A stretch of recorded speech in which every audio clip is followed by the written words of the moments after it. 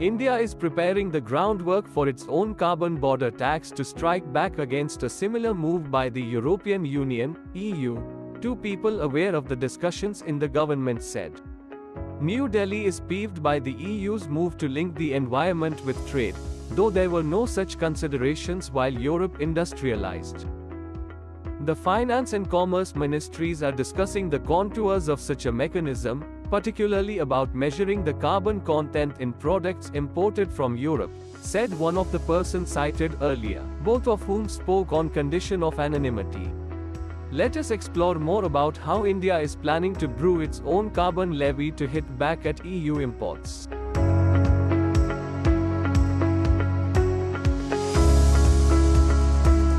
We are working out the contours of how a carbon tax will work. Retaliation can be in two ways. One is to do something similar, for which we need to measure the carbon content in imports. The second option is to retaliate on something else, but that option is not being looked into. The first option requires a lot of work, and we are doing the homework, the person cited above said. The second person added, the EU's Carbon Border Adjustment Mechanism, CBAM, is just a customs duty by another name. Going by the logic behind this levy, we are also free to impose a tax on imports taking into account historic carbon emissions by them. The EU's carbon tax is based on its domestic emission standards and a price to be paid for excess emissions. The scheme gets into a global transition phase in October and becomes fully effective in January 2026. It would initially cover cement, iron and steel, aluminium, fertilizer, electricity, hydrogen and their precursors. Many fear this list may expand in the future, impacting developing countries such as India. Once the permanent system kicks in, importers into EU will need to report the quantity of annual imports and their embedded greenhouse gases.